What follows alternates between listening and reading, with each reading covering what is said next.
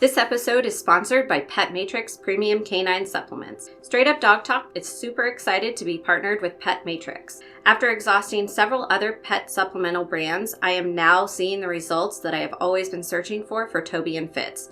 Pet Matrix supports all three pillars of canine wellness using their cell matrix delivery. It delivers nutrition directly into the cell. If you're looking for a supplement that pairs with nature and science, look no further and get your dog on Pet Matrix today. Welcome to Straight Up Dog Talk, a new kind of podcast where no topic is off limits. We're bringing in experts and owners to have the conversations we should be having as a dog community. Each week, a new guest will share firsthand experiences, educational resources, or professional guidance to help you learn and grow along with your dog. You won't get one perspective here, you'll get them all, because every dog is different and every owner is too.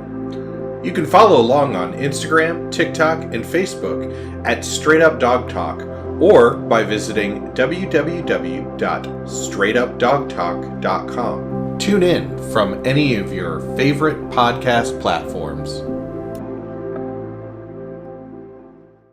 Welcome to Straight Up Dog Talk. I'm Em, and I'm flying solo this week because I have two guests instead of one. Everybody welcome Laurel and Rob to Straight Up Dog Talk. How are you guys doing tonight? Good. Thank you for having us. Thank you so much. Yeah.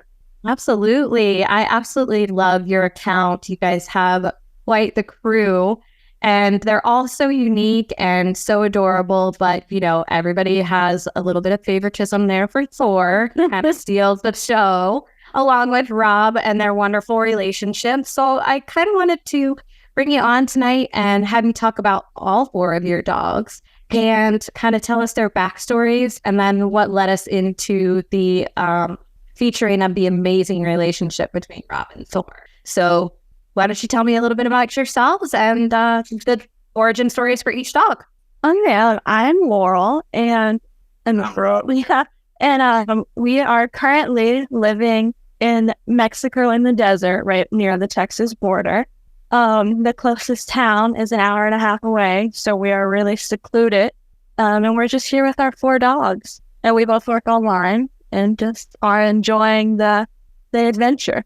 And it's very nice to have the space for the dogs to do what they want to do and play around more. And we have a lot of reactive dogs, which we'll get into. And just not being around so many people really helps them and has helped them mesh better in our family. Yeah, reactivity is definitely something that's been quite a popular topic on this show. There are so many ways that dogs can be reactive, and I think that educating people on, you know, the levels of reactivity and the kinds of reactivity is really important. You guys have dog reactive dogs, isn't that correct? And one people reactive dog. Specifically, one people reactive dog. Yes, I'm going to let you tell those stories because there was one that you told me that kind of caught me off guard with your dad, and that really surprised me. So I'm going to let you share that with the listeners. I have an order of the way they came into your home. So let's start with Eden and kind of talk about her story.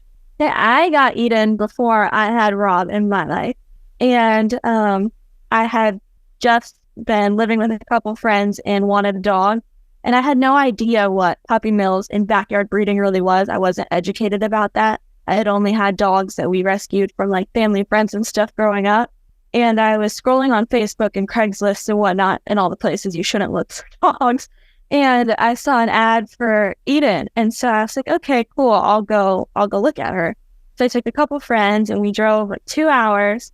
And we got to this dirt road and we drove back and this guy came out and he was like, I'm a police officer, which was kind of sketchy to just leave with that. But we were like, okay, cool. And we went out to his backyard and there were 20 or 30 dogs chained up on short chains and bleeding and crying and tons of puppies just running around. And so obviously we were like, oh, this is sketchy. Like this isn't normal. And he was like, yeah, puppies are so big because they're so full of food. And I was like, I don't think that's right. But I had a friend catch Eden because all these puppies were running around and it was pouring rain and she was the only one we could catch. And so we took her home and we reported everything, but I wasn't sure about how the process of how to do that went. So they never gave us a follow-up or anything. And him saying he was a police officer, he had the police car and everything. So it was just all a weird situation. Those situations really usually tend to be pretty sketchy. I think that educating people on what those situations look like is really important. Like you said, we've talked about this on other episodes. We don't go to Craigslist, don't go to Facebook, Marketplace. Definitely don't buy dogs off of Instagram or TikTok. These are things that are happening more en masse because of backyard breeders and puppy mill situations. And I think the awareness is starting to become a little bit more spread out, but it's definitely one of those things that I think is going to live on for a little longer than we would like for it to live on. I am glad that you did report that situation, and unfortunately, it's one of those things that we'll never know how it turned out, but that is the best thing you can do, is just report those situations when you stumble across them. So you got Eden and everything was going okay with her, and then you decided that maybe it was time to add another dog? Yeah, well, Rob was actually my dog sitter before we had gotten together for Eden. And so he really liked her when she was a puppy. And he used to text me even when I was home and be like, can I take her to this tonight, whatever. So I guess that's kind of how we got to know each other. He would take her to his own events and things. And eventually we moved to Texas together, to the Mexico-Texas border as friends. And then we started to date and stuff. And we decided Eden needed a sibling because she had siblings in the house that I had lived in with friends. So we went to a humane society in Texas, like 4 hours from our house, and we looked at 2 dogs. And one of them was Athena, and I did not want Athena at all. But Rob said since we drove all the way there, we needed to leave with a dog. I just didn't get the sense that she was going to be as great as she ended up being. But, we took her home, and she was crazy for the first year and 6 months. She just calmed me down. Yeah, she was a lot calmer before we brought her home, and as soon as we got her home and she met Eden, it's like she was just uncaged. And she was from a humane society. She had just gotten in a dog fight, so she was shaved and covered in like the stitches and scratches and stuff. But she was fine with dogs still. So she's a trooper. She is a trooper. That's so funny. And, I think that happens to a lot of people. They go into the shelter or they go to a breeder and they pick the dog that's in the corner. They picked the dog that's quiet. They're like, oh, that's going to be the easy dog. And then that's not what happens. I didn't pick Fitz. He was an accidental litter and was given to me by a friend. And I didn't know, he seemed like a lazy, sleepy little puppy. And then I got him and he was this lazy, sleepy little puppy for about 4 days. And then it hasn't stopped since. I wouldn't have it any other way, but they sneak up on you, that's for sure. So now we're happily invested with 2 dogs, and we decide that 3 is an idea that is a possibility.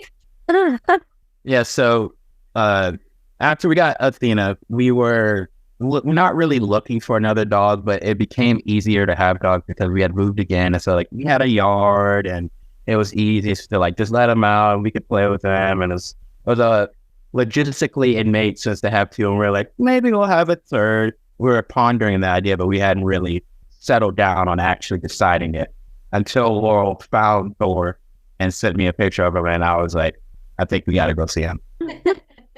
Well, for Thor, people always think that it's me who gets all the dogs, I guess, like in the traditional, the woman always wants dogs. But if Rob sees a dog, he can't say no.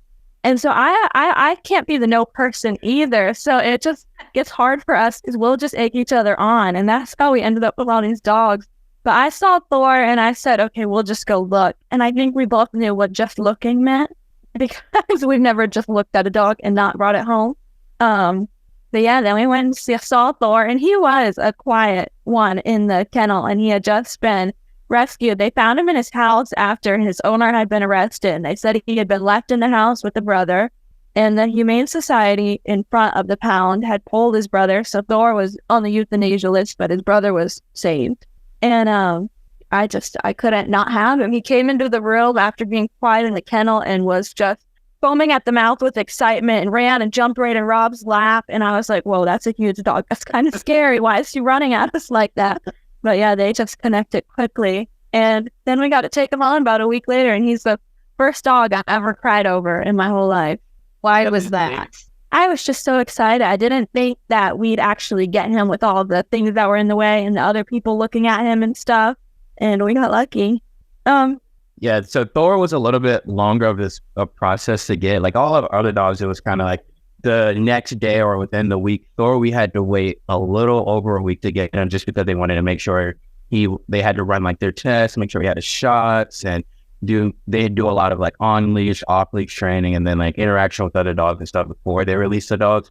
And so he hadn't gone through any of that because we saw him the first day that they had put him in a pound.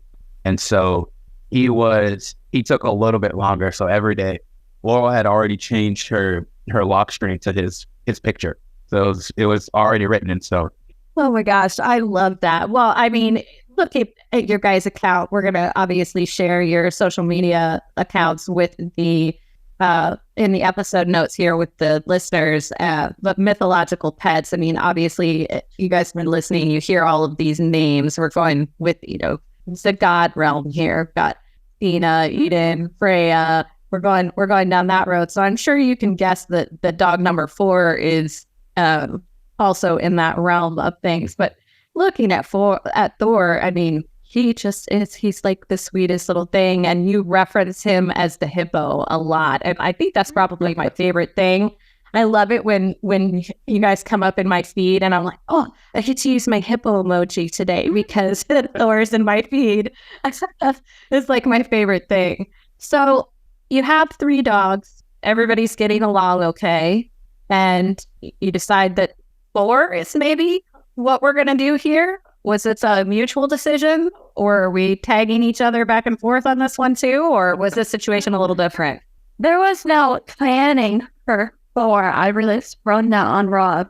And I think I did it secretly in my mind, knowing that if I said we foster a dog, he wouldn't be able to rehome the dog.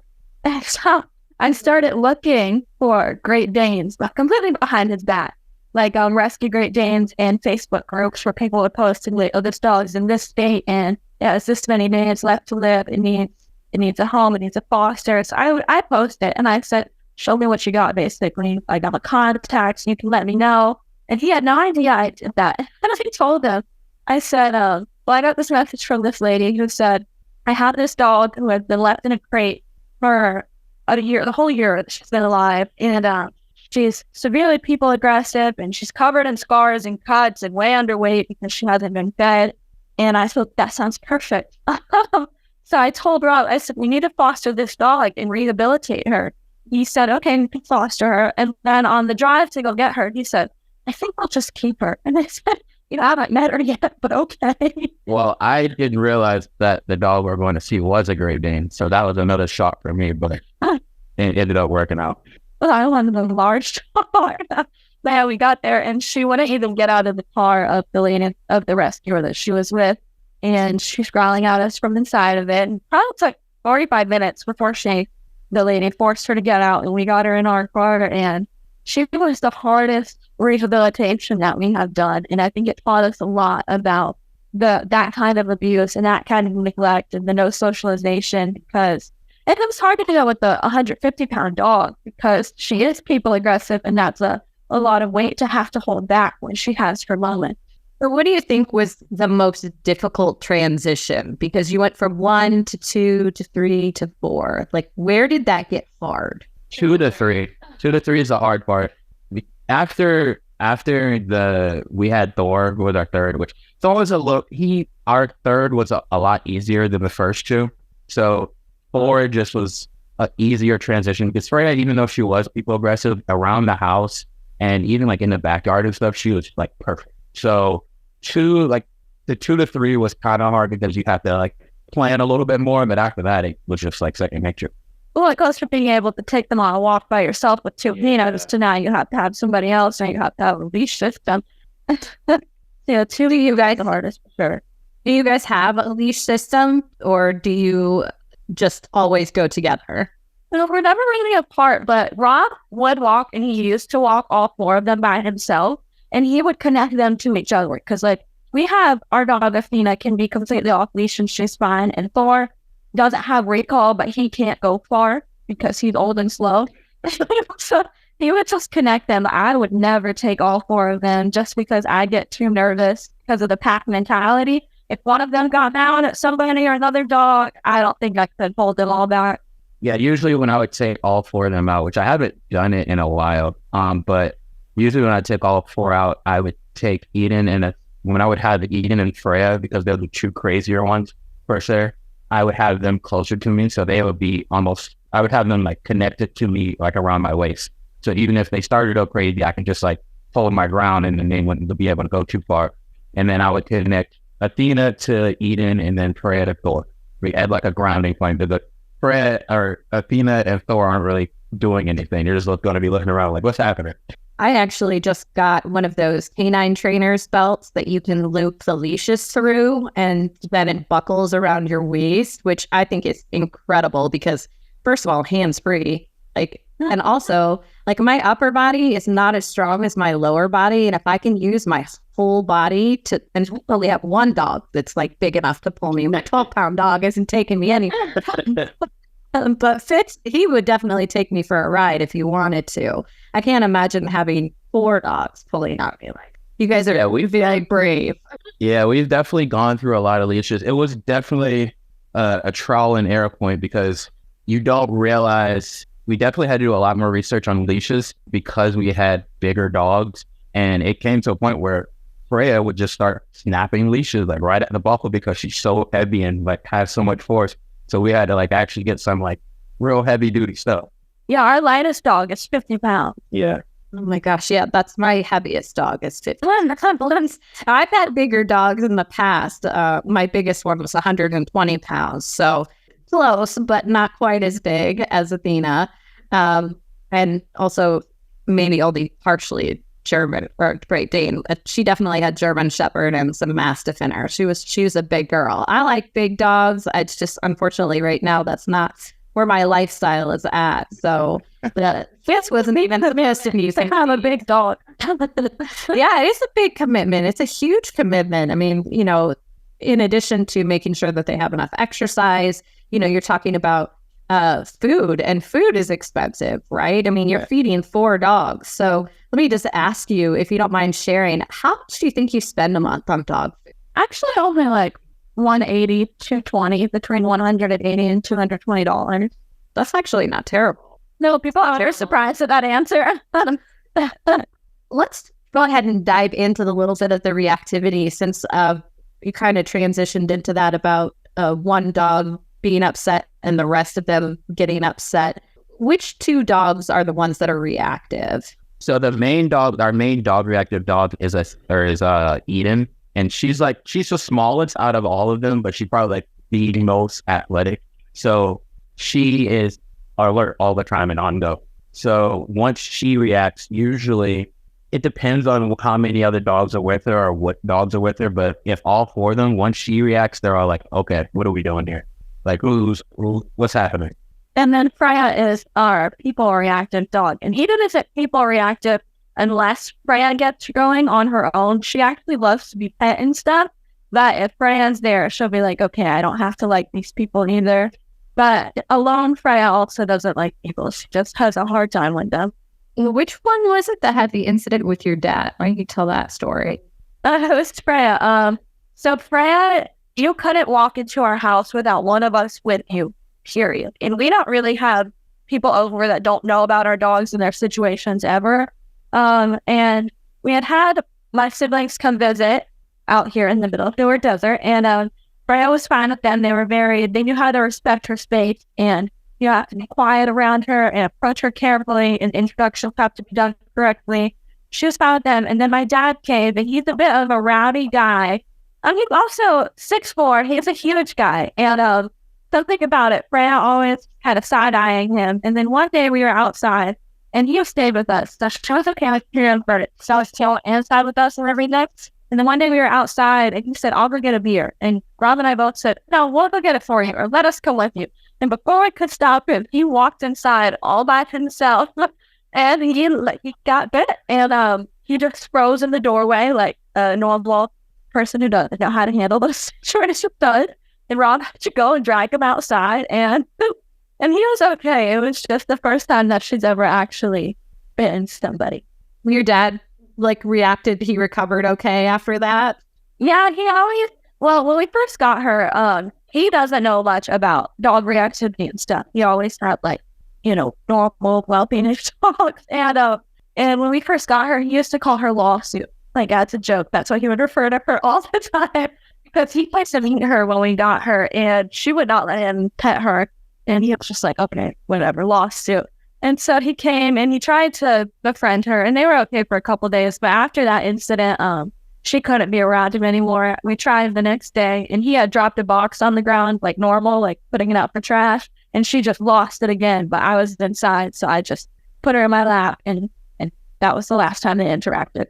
Well, sometimes you just have to limit that accessibility to the dogs, because there are people that don't know how to act around dogs, just in general. I mean, how many times do you go out and you see it, whether it's you or someone else, you're walking down the street and you see somebody charging at somebody else's dog with their hands out, trying to pet them, not even asking. Owner accountability is one thing, but awareness is another thing. And there are just people who are not aware of etiquette when it comes to dogs at all. Absolutely. And then they get shocked when they get bit. And then, it is a lawsuit issue in a lot of cases, but most of the time it's their fault that it happened in the first place. Yeah. Yeah. I don't think there's enough education either about about the awareness. And I never, before having reactive dogs, really knew anything about them or knew about how you should put space between yourself and a reactive dog. I just had no idea until we were in that ourselves. So I think it needs to be talked about more in general. I agree 100%. I mean, that's, what we're trying to do with this platform is kind of shine that light on those areas that don't get talked about. And I think that it's really important to note that, there are so many things as a dog community that we do talk about, and we love to share our happy little moments and our cute little first accomplishments and our good memories, but we don't share the bad things, which is why on my account, you'll find my dog being reactive when somebody walks by the house, shaking his head with his ball in his mouth and growling. And you'll see us working on skills in the house and in the backyard, because people don't understand anymore that dog ownership, it's not dreamy. It's not without complication. It doesn't always go smoothly. And it's one of those things that you have to be prepared for it. I mean, I am guilty of, rescuing a dog in my early 20s when I had absolutely no business rescuing a dog, living by myself in an apartment in Florida. And, we made it through, and he was the reason that I became a vet tech and have worked with animals for the majority of my life. But that's not how it goes for everybody. And we have so many people who are returning dogs to shelters or, leaving them, abandoning them on the side of the road, dumping puppies because they don't know how to deal with them. I can't tell you how many people I've talked to because of this podcast where they work with rescues, and they've just had people call them and surrender dogs that, oh, somebody gave me this dog. It's like a $5,000 purebred dog, and I don't have time to potty train it, so you need to take this dog. It's just unbelievable to me that people can just turn a life over like that and just have no sense of connection or responsibility for another living being. Yeah, I've never understood that either, how people commit and then get rid of a dog. I've also said it before. Go ahead. I also think it really comes down to a lot how people grew up. Because me personally, I grew up with animal owners for a while. My dad was a biology teacher, so we always had fish. So we had dogs, we had cats, we had iguanas, this, that, and the third. But when a lot of my friends, they always ask me, how do you take care of 4 dogs? I can never imagine. And it comes down to they've never really had pets before, and they don't really understand this is a commitment. And they're always like, oh yeah, I want to get a dog. And I'm like, are you really ready to commit yourself to it? This is not something you could just get and then give back when, time happens or life happens with something. You have to like persevere. Like this dog or whatever animal is a part of your life now.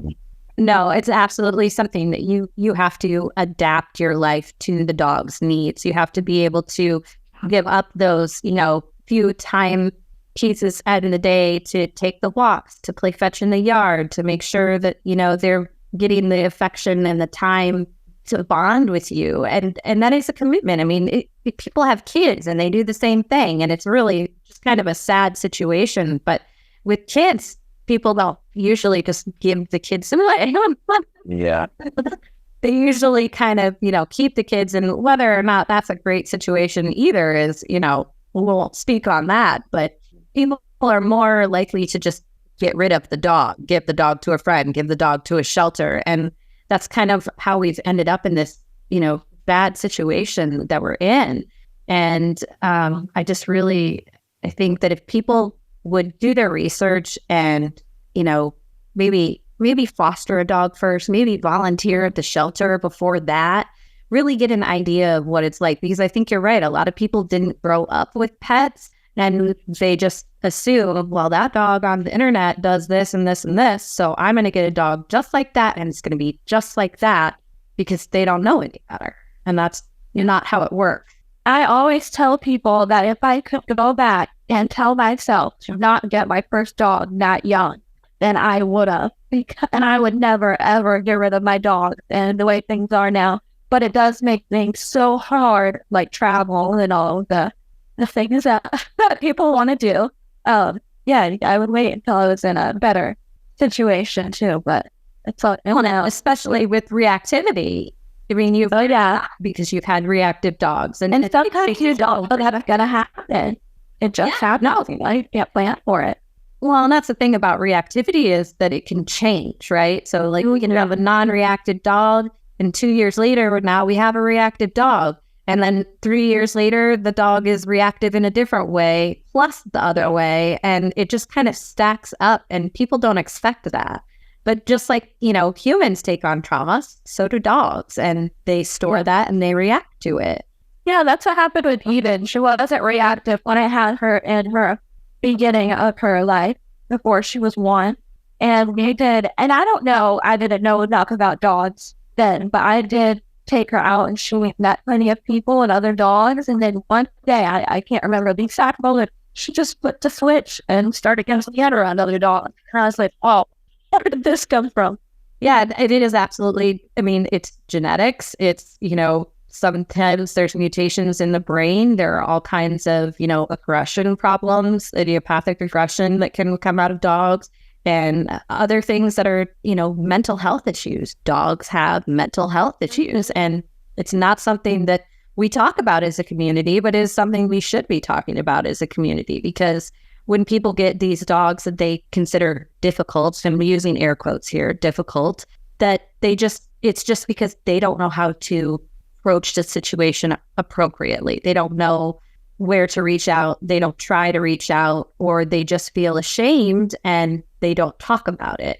And again, that's not what we want. We want people to talk about it. I want people to come and listen to this podcast because people are talking about those things, so they don't feel alone, so that they know, oh, hey, Laurel and Rob talked about that on their episode, and now I can connect with them and tell them my story, and maybe that'll help somebody else. Yeah, actually, we do get a lot of messages. We shared a video where we posted our dogs having an incident with border patrol, which was really vulnerable. And I did struggle with overcoming, like feeling embarrassed about the reactivity and going places, and people seeing my dogs and not being able to have people over that I don't know how like that situation worked. And I've got so many messages, people asking like, oh, thank you for sharing this. Mine is the same. Do you know any resources, or do you know what I can do about this? And it's just interesting. And it is nice to know that there's so many other people going through the same thing, and that embarrassment is totally not needed. There's no reason you should feel that about your dog being that way, because it's just like human. But I think Eden stems from the puppy mill where she came from, because she was watching all those dogs fight and get hurt and bleed. And the first moment that I really noticed it was this time when we were in line to get her rabies shots and stuff caught up. and she was fine. She'd calmed down. There's a ton of other dogs there. And then a dog cried when it got a shot. And she just lost it. Not in the I'm mad at you, but in the I need to know you're okay kind of way. And that was just really interesting to me. Yes. She's also our most talkative dog, so she will let you know if anything's happening. She's also the most high energy. She's half caterpillar, half pit. And she is a high energy dog. That is a combination right there. My goodness. I'm sure you guys can all hear Fitz now in the background because he's being vocal. He's probably the chattiest dog I've ever had. So let's kind of get into the Thor and Rob relationship. That's kind of what originally drew me to your account was watching Rob interact with Thor, the piggyback rides, the carrying him around like a baby, taking him to the gym with you, letting him get in the bed or the chair with you. It's just a really adorable relationship. And I love that you share it with everyone, and that you kind of allow yourself to be teased a little bit because of the relationship and how much you baby him. How did that start? Well, at first, Thor's always been, I call him the lover boy. And I would always take him everywhere with me because he's one of like the most peoplest dog I've ever met. And I grew up around pit bulls. So my dad had a blue nose and I had a blue nose. So I never really noticed the stigma behind it. Like I knew it was out there, but I never had really experienced it. And then there was one time I took him with me. I had to go pick up some stuff from Home Depot, and the dogs are allowed to go Home Depot. So I took him with me.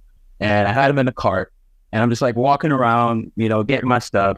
And I'm like kind of noticing people are like avoiding us, but I was like, this is probably nothing, And then one of the workers actually came up to me and was like, hey, yes, dogs are allowed, but a lot of people are kind of complaining about your dog. Is it a way like you can just like take them out or, with something? I was like, that's not right, because I've come here with Athena. I've come here with Eden before. And now that I brought Thor, it's just kind of a weird situation. I'm not understanding why. And, I was very understanding. I was like, yeah, I just had to get a couple more things. I'm about to head out. So I grabbed my things and I left. And that was my first experience in running. And I really didn't know how to react of people discriminating against my dog just because of the way he looked, even though he's one of the nicest dogs we have.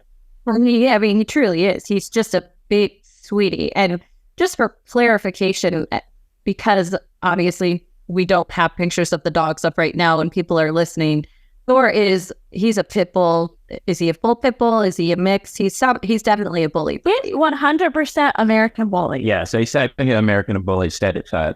But people don't really know the difference between American bullies and pit bulls. I've also learned, and they are different breeds. Yeah, they're technically different breeds, but they look very, very similar. And a lot of people that don't know dogs but know what a pit bull looks like. It's like, okay, he's a pit bull.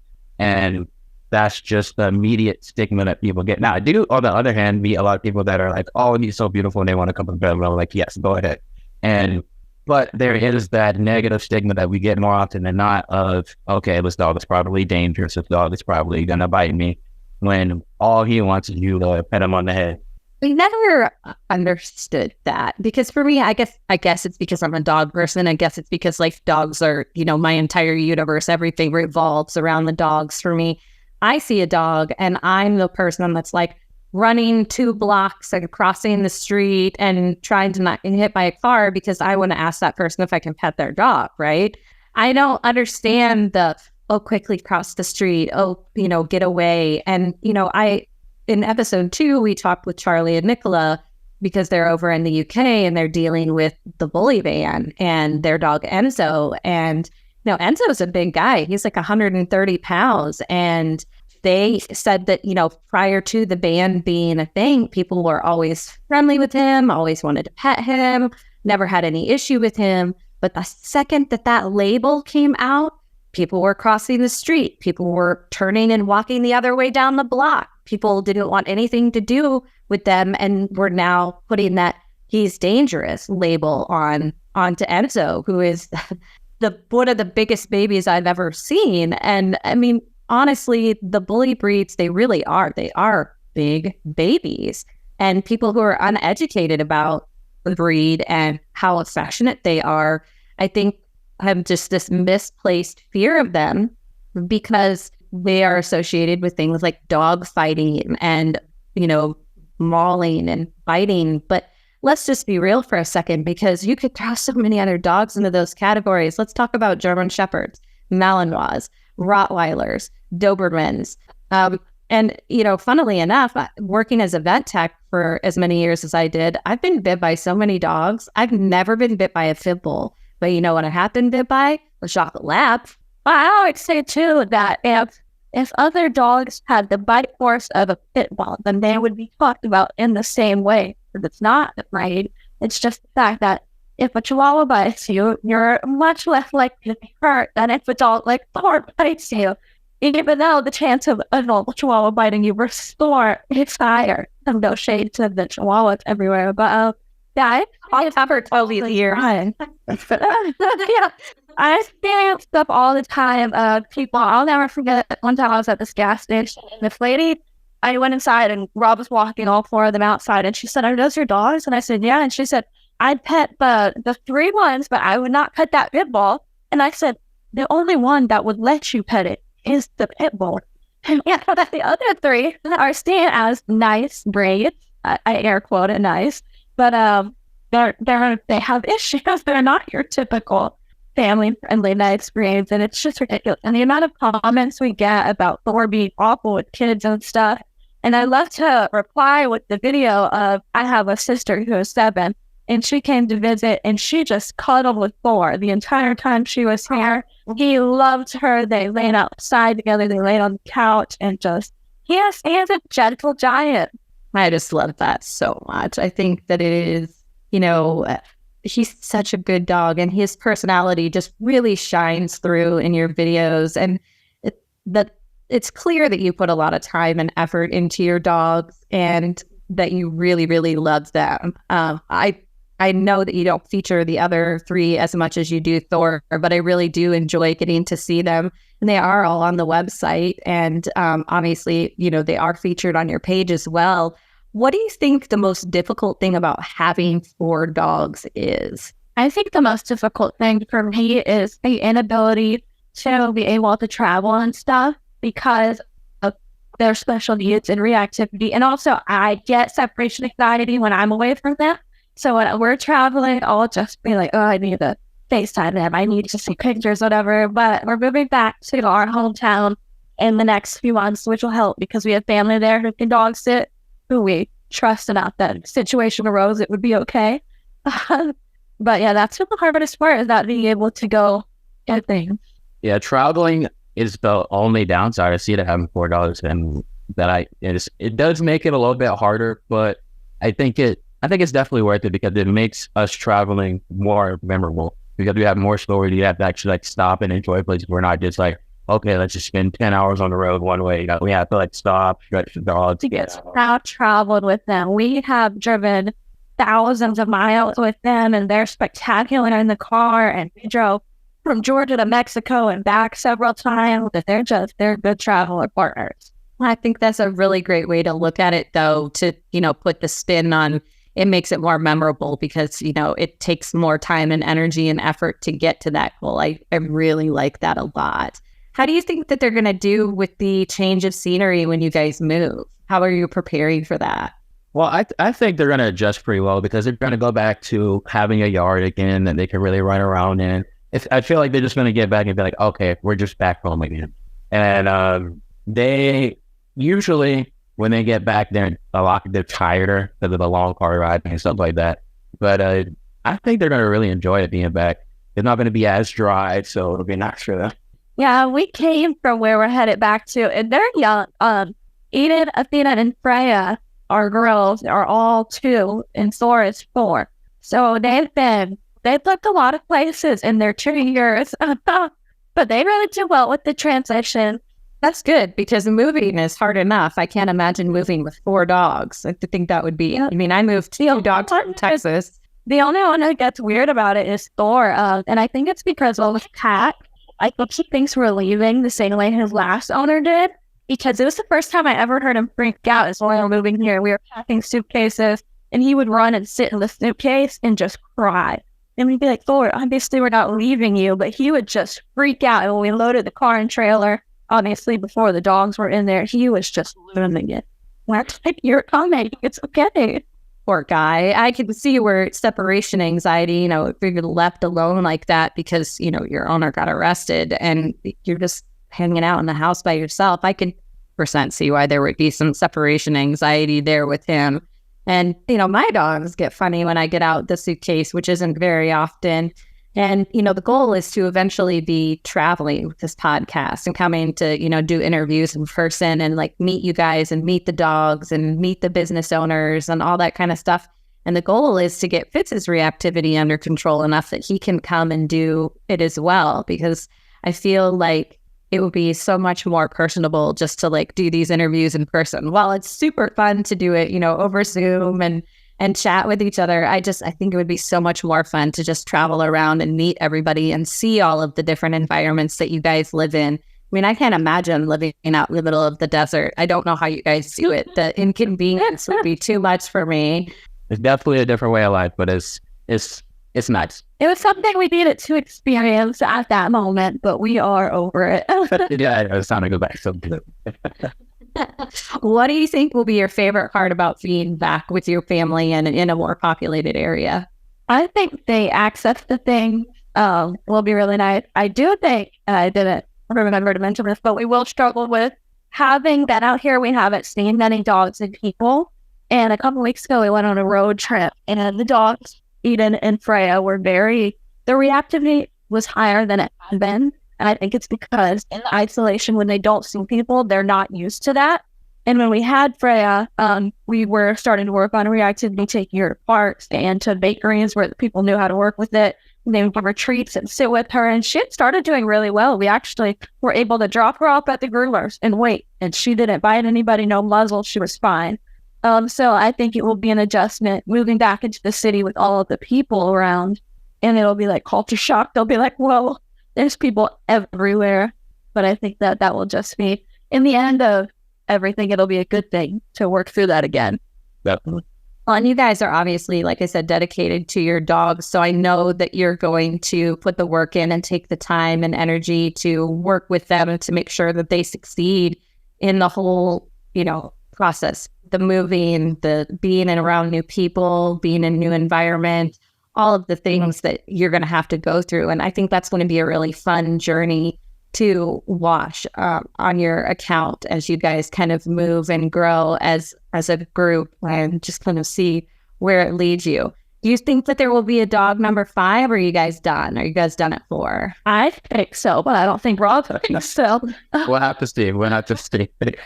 Well, yeah, I think that other bully would be really nice. Another bully would be really nice. Yeah, maybe. I always feel bad that Thor lost his brother in the sense that they got torn apart after they had been together for 3 years.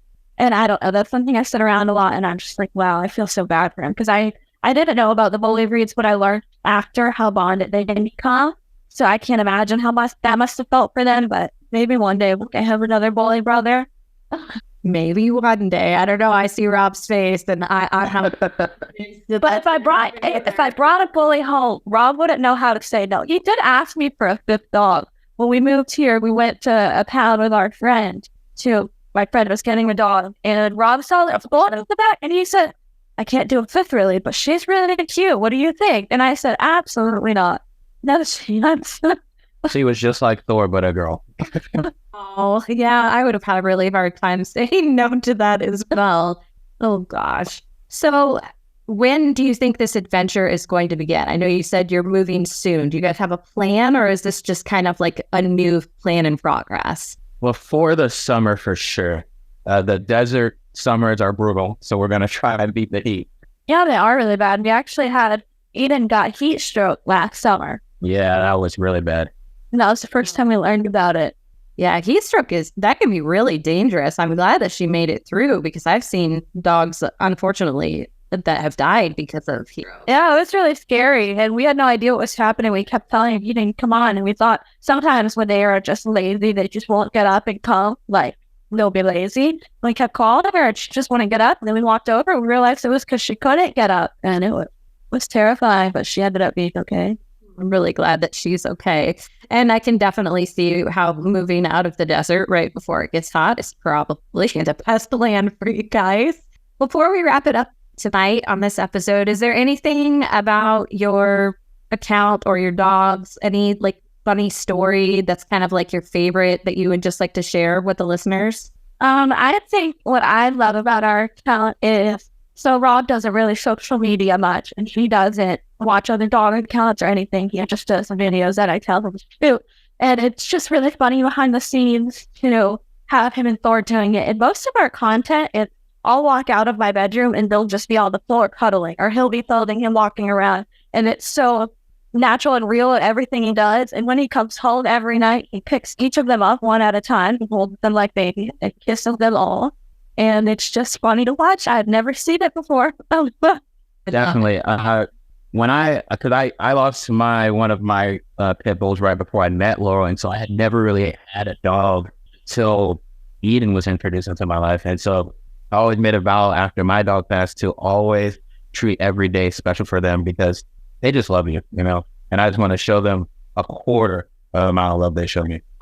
I love that. I think you guys have an amazing account, and I love that you share it with us, because it really truly does reflect how much you love your dogs and how much love you give to your dogs. And having, owners like you in the community to really be kind of a shining beacon of how to treat your animals is just really something that's important to us. And I really appreciate you guys being here with us tonight. So thank you so much for being on this episode, and we will have to have you guys come back and give us an update on your journeys and see how the dogs are doing in their new home. Thank you so much. We are so grateful to have gotten the opportunity to talk about it. Absolutely. Well, you guys have a good night, and we will see you next week on Straight Up. Straight Up Dog Talk was created by Emily Breslin. It is edited, produced, and co-hosted by Josh Wasta under the supervision of Straight Up Dog Talk, LLC, and Emily Breslin. If you're enjoying this podcast, follow or subscribe to be sure you don't miss an episode, and leave us a review on your favorite platform. Looking for more honest and relatable dog content? Check out our sister show, Unpacked, with Jerry Sheriff and Madison Simpson. Thanks for listening to Straight Up Dog Talk. See you next week.